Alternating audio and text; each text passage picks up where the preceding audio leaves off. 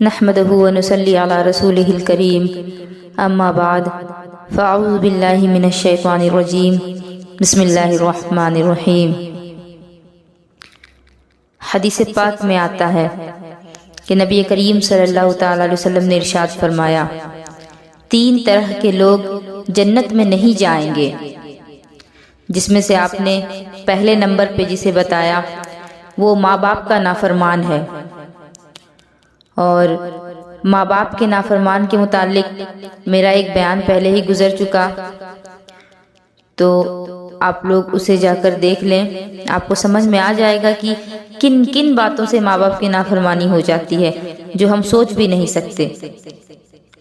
اور دوسرا جو میرے آقا صلی اللہ تعالی علیہ وسلم نے فرمایا وہ مرد ہے جو کہ دیوس ہو، اور دیوس اس مرد کو کہتے ہیں کہ جس کی بیوی بے پردہ گھوما کرتی ہو، جس کی بیوی آوارہ پھرتی ہو، اور وہ مرد اپنی بیوی پر لگام نہ لگائے، اور وہ مرد اپنی بیوی کو منع نہ کرے۔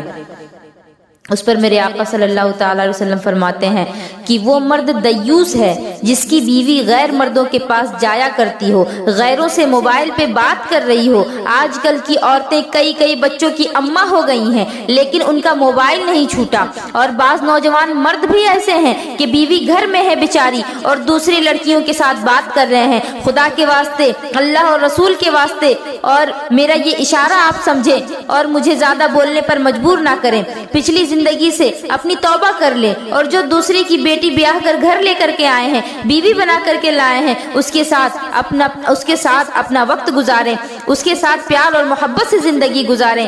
آج ایک سچائی بتا دیتی ہوں کہ بیوی کو تمہاری دولت نہیں چاہیے، بیوی کو روپیہ پیسہ نہیں چاہیے، بیوی کو سونے چاندی نہیں چاہیے، اس سے 2 میٹھے بول لو تو پھر وہ تمہارے لیے اپنی جان تک حاضر کر دے گی۔ جہاں تمہارا پسینہ ٹپکے گا وہ وہاں اپنا خون ٹپکا دے گی۔ بیوی تو وہ چیز ہے جو شوہر کی خاطر اپنے بھائیوں سے لڑ جائے، بیوی تو وہ چیز ہے جو شوہر کی خاطر اپنے ماں باپ سے لڑ جائے، بیوی تو وہ چیز ہے جو شوہر کی خاطر اپنے بچوں تک سے لڑ جائے، بیوی وہ ہوتی ہے جو دیر رات تک تمہارا انتظار کرتی ہے، کھانا نہیں کھایا ہوتا تمہارے انتظار میں کہ جب آؤ گے تو ساتھ مل کر کھانا کھائیں گے، اور تم ہو کہ دوسری عورتوں کو موٹر سائیکل پہ گھما رہے ہو۔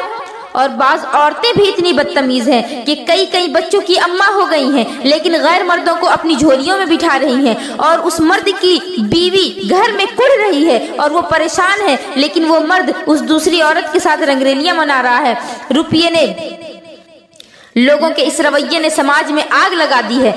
بعض بہن بیٹی بہت پریشان ہیں، کہہ نہیں پا رہی ہیں، باپ کی عزت کی وجہ سے، باپ کی عزت کا سوال ہے، اور بعض مرد بھی بہت زیادہ پریشان ہیں۔ پہلے کسی سے بات کر رہی تھی، تیرے باپ نے تیری شادی کر دی، اب تو سدھر جا، ذرا سا موقع کیا ملا، شوہر گھر سے کیا گیا، کام پر نکلا، تم نے اپنا کام شروع کر دیا۔ اب بتاؤ، مرد نے 2-4 SMS اگر پڑھ لیے تو کیا اس کا من لگے گا؟ کیا تمہارے شوہر کا من لگے گا کہ وہ باہر جا کر کمائے؟ کیا تمہارا شوہر تمہیں چھوڑ کر گھر سے باہر جائے گا؟ بیچارہ شوہر کمانے کے لیے ملک سے باہر چلا گیا، ادھر دوسرے کے ساتھ چکر چل رہے ہیں، ویڈیو کالنگ پر باتیں ہو رہی ہیں، دوسروں کے ساتھ پکڑی جا رہی ہیں، وہ ادھر ملک سے باہر کمانے کے لیے گیا ہے، بیچارہ اپنی زندگی تباہ کر رہا ہے اس کی وجہ سے کہ تم سدھرو گی، کہ تمہاری زندگی اچھی گزرے گی، تمہارے لیے وہ تکلیفیں کاٹ رہا ہے، مصیبتیں جھیل رہا ہے، اور تم ہو کہ اس کی غیر موجودگی میں دوسرے مردوں کے ساتھ رابطہ کر رہی ہو، اور یہ ادھر غیروں کے ساتھ لگی ہوئی ہے۔ ڈوب کر مر جانا چاہیے ایسی عورتوں کو اور ایسے مردوں کو بھی جو کہ اپنی بیویوں کو گھر پر چھوڑ کر دوسری عورتوں کے ساتھ گھوما کرتے ہیں۔ لا حول ولا قوت الا باللہ العلی العظیم۔ دونوں کو سدھرنے کی ضرورت ہے۔ ہمارے حضور سرور کائنات فخر موجودات حضور سید مجتبی محمد مصطفیٰ صلی اللہ تعالی علیہ وسلم اس دنیا میں تشریف لائے تو اسی لیے تشریف لائے تاکہ ان کی امتیوں کو زندگی گزارنے کا طریقہ معلوم ہو جائے۔ نبی کے طریقے، اہل بیت کے طریقے پر اپنی زندگی گزارو گے تو کامیاب ہو جاؤ گے۔ نئی شادی ہوئی ہے، بیوی کو ساڑی لا کر دیا، ساڑی پہن کر اس نے میک اپ کیا، جس کلر کی ساڑی ہے اسی کلر کا لپسٹک لگایا، جس کلر کی ساڑی ہے اسی کلر کا آئی شیڈو لگایا، جس کلر کی ساڑی ہے اسی کلر کی چوڑیاں پہنی ہے، اور پوری کی پوری برات لگی ہوئی ہے، اور دونوں میاں بیوی کرسی پر بیٹھ کر یہ اسے کھلا رہا ہے وہ اسے کھلا رہی ہے، اور دونوں میں باتیں چل رہی ہیں، پوری برات ان کا یہ منظر دیکھ رہی ہے، اور یہ بے حیاؤں کی طرح बे हयाओं की तरह गुफ्तगू में लगे हुए हैं। अम्मा आती है और बोलती है कि मेरा दामाद कितना अच्छा है, मेरा दामाद कितना अच्छा है जो मेरी बेटी से इतना प्यार करता है। अरे ये प्यार नहीं, ये आवारापन है। इसको प्यार कहोगे? ये आवारापन है। तुम्हारा दामाद तुम्हारी बेटी से मोहब्बत नहीं करता, वो आवारापन करता है। संभालो और अपने आप को बिगड़ने से बचाओ। औरत के पास सोने से ज्यादा कीमती चीज, औरत के पास कपड़ों से ज्यादा कीमती चीज, औरत के पास हर चीज से ज्यादा कीमती चीज जो कुछ है तो वो औरत की इज्जत है। और जिस औरत की इज्जत ही खत्म हो गई हो वो औरत ही कहाँ रही? फिर नाचने वाली में और उसमें फर्क ही क्या रह जाएगा? यहूदियों की तो ये चाल थी, ये मिशन था कि उनकी औरतें, मुसलमानों की औरतें कुरान करीम पढ़ती हैं, सीने से लगाती हैं, तहज्जुद की नमाज पढ़ती हैं और वली अल्लाह पैदा करती हैं। उन्होंने कहा कि पहले ये सब खत्म करना होगा, तो पहले टीवी भेजा, फिर मोबाइल भेजा, फिर फैशन भेजा, और अब औरतें मुसलमानों की नंगी हो गईं और हया बिल्कुल खत्म हो गई। दादा भी है, चचा भी है, मामू भी है, हर गर्ज के हर एक वहाँ बैठा हुआ है। शादी में इतनी भीड़ भाड़ है, एक हाथ में मोबाइल है और दूसरे हाथ में दुपट्टा लेकर के घूम रही हैं। ऐसे दुपट्टों को तो आग लग जाए तो बेहतर है।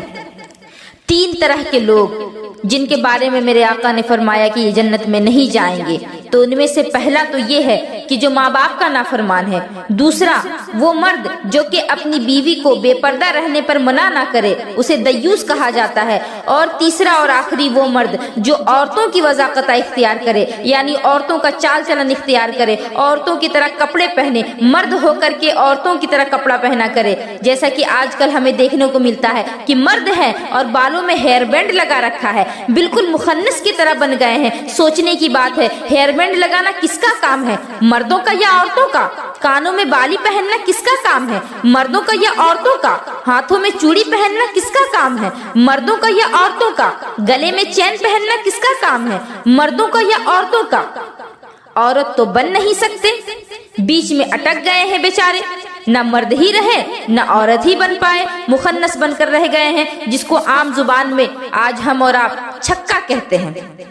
आपने देखा ही होगा बाजारों में, बसों में, ट्रेन में जो लोगों से मांगने के लिए आते हैं और तालियां बजा बजा कर मांगते हैं, तो उनमें और उन मर्दों में कोई फर्क नहीं जो औरतों की वज़ाकत इख्तियार करते हैं, क्योंकि है तो मर्द और औरत बनने की कोशिश कर रहे हैं, जो कि बन नहीं सकते, तो बीच बीच में अटक गए हैं। सूरत ही बिगाड़ दी है इन यहूदियों ने। और बाज ने तो ऐसे बाल कटवाए जैसे सर पर नेवला बैठा है, और बाज तो ऐसे कि जिस तरह खिंजीर नाली से जब निकलता है तो उसके सारे बाल एक तरफ हो जाते हैं। और इसी तरह के बाल आज हमारे नौजवान कटवा रहे हैं। क्या बाल कटवाया है, इसको तो सूअर कट कहा जाता है। तुम कोई ऐसे वैसे नहीं, अपनी कद्र जानो मुसलमानों, तुम तो नबी के गुलाम हो, तुम तो हुसैन इब्ने अली के गुलाम हो।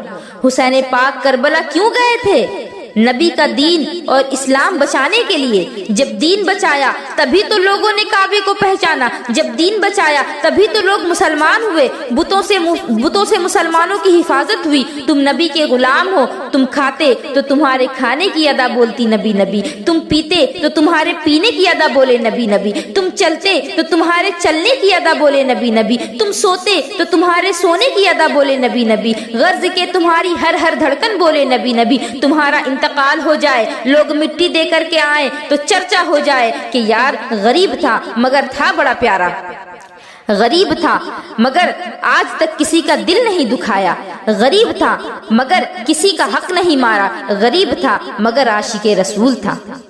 आज मुझसे वादा करें कि माँ बाप की इज्जत करेंगे, क्योंकि हदीस पाक में आता है कि एक शख्स की नेकियां इतनी होगी, कयामत के दिन जब वो अपनी नेकियों को देखेगा तो वो बड़ा ही खुश होगा, खुशी से फूले ना समाता होगा कि मेरी नेकियां तो इतनी ज्यादा हैं, मुझे अब जन्नत में ही जाना है, मुझे जन्नत में जाने से अब कोई नहीं रोक सकता। लेकिन तभी हुक्म इलाही होगा कि तोलने का अभी एक पहलू बाकी है, और तभी मीज़ान अमल पर एक छोटा सा पुर्जा आकर गिरेगा, कागज का टुकड़ा आकर गिरेगा, और वो कागज का टुकड़ा जैसे ही मीज़ान पर गिरेगा उसकी नेकियों को हल्का कर देगा और वो कागज का टुकड़ा भारी हो जाएगा। तब हुक्म इलाही होगा कि फरिश्तों इसे मुंह के बल घसीटते हुए जहन्नम में ले जाओ। जब उसे जहन्नम की तरफ ले जाया जाएगा तो वो पूछेगा कि मुझे ये तो बता दो कि मेरी पहाड़ जैसी नेकियां उस कागज के टुकड़े के सामने हल्की कैसे हो गई कि मुझे तुम जहन्नम में ले जा रहे हो। फरिश्ते कहेंगे कि तुमने अपनी जिंदगी में एक मर्तबा अपने माँ बाप से ऊंची आवाज में बात की थी, एक मर्तबा उनसे गुस्से में और झल्ला कर बात की थी। उसी एक मर्तबे की वजह से तुम्हारा सारा का सारा जो किया हुआ था सब बेकार चला गया और तुम्हारी सारी नेकियां इस एक गुनाह के बदले में हल्की हो गईं। तो माँ बाप की इज्जत करें, क्योंकि कुरान करीम में अल्लाह तबारक व तआला ने बार बार हमें हुक्म दिया है कि माँ बाप की इज्जत करो, अल्लाह की इबादत करो। और जहाँ जहाँ अल्लाह ने अपने इबादत का हुक्म दिया, अपने आप का अपने रब होने का इकरार किया, वहाँ वहाँ अल्लाह रब्बुल इज्जत ने माँ बाप के साथ हुस्ने सुलूक करने का भी हुक्म दिया है।